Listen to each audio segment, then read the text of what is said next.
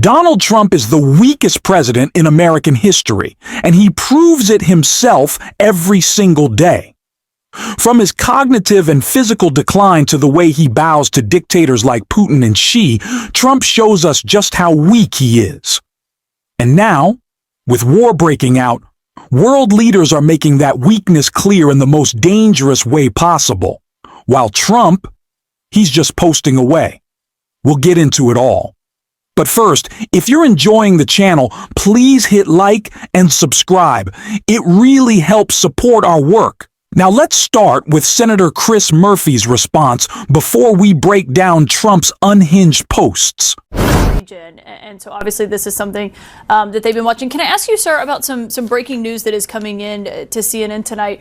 We are told that Polish and NATO aircraft have been scrambled and the Warsaw International Airport has been closed because there are reports of Russian drones flying over Poland. We have not been able to independently verify these reports. Do you have anything on this? Have you been briefed or heard anything credible on whether or not this is happening tonight? No, I have not. This is the first time hearing of it. Obviously, we have had in the past a number of instances where Poland has been in the crossfire of the war between Russia and Ukraine, debris falling on Polish territory. Poland, of course, has done heroic work in being a transit hub for material into Ukraine, and that, of course, puts them in the crosshairs in the Kremlin. But no, I have not received any briefing about that news. If this is accurate, what does that say to you? If this is something that the Polish, I mean, we're hearing from the operational command there that says that they're fully prepared for an immediate response. If Russian drones violated Polish airspace, what do you believe the United States should do in response? Well, let me get briefed on that before I start engaging in, hypothetical responses. That obviously would be incredibly serious if there were Russian aerial assets flying over a NATO country. So probably not smart for me to engage in speculation before having a briefing on it. Understand. The fact that Senator Murphy was so hesitant to even comment or speculate goes to show the place that we are in right now. And we are in this place because of Donald Trump's weakness. The No New Wars president not only has started some engaged in unnecessary and unconstitutional conflict, but seems to not care about any actual law around war. Of course, Donald Trump is a war criminal himself and supports other war criminals like Benjamin Netanyahu, but he's doing it, it seems, at least in this moment, because he is so desperate to project strength more so than just the evil that resides in him constantly.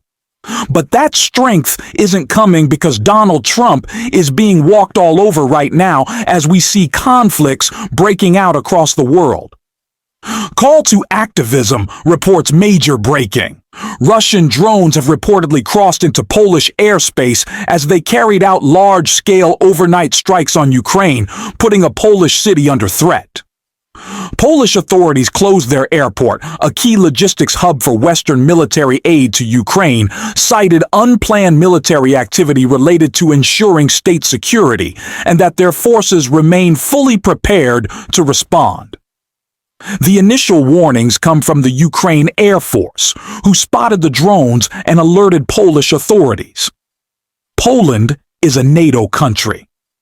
Any armed military attack against it would pull Europe and the United States into war with Russia. A sitting member of Congress also wrote, Russia is attacking NATO ally Poland with Iranian Shahad drones less than a week after Donald Trump hosted the president at the White House. This is an act of war, and we are grateful to NATO allies for their swift response to war criminal Putin's continued unprovoked aggression against free and productive nations.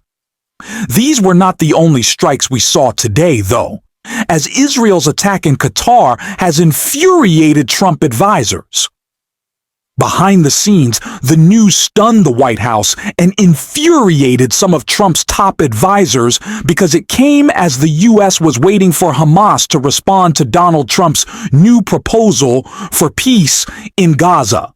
So wherever Donald Trump looks, he He is being walked all over by world leaders carrying out acts of war crimes. Actually, if we can be more accurate and specific, and Donald Trump's response, some of the most insane posts that we've seen in a while.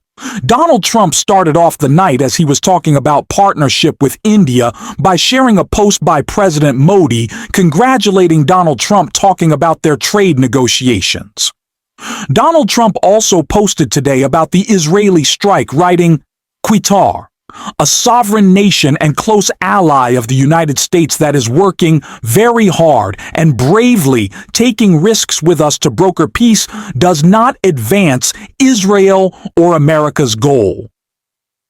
Donald Trump, of course, capped off his midnight posting spree with, "Thank you, Lenny.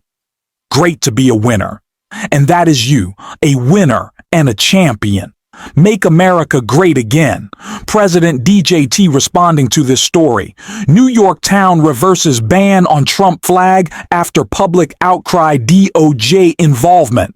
So while strikes are happening around the world, Donald Trump spent the night doing what?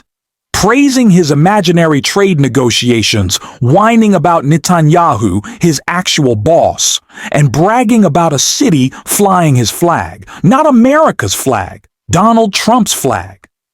That's what the so-called commander-in-chief is focused on. The man who has made the U.S. a global joke cares only about himself. Does that make you feel safe? Me neither. This is Trump's whole playbook: distraction, diversion, pretending to be tough while proving every day how weak he really is.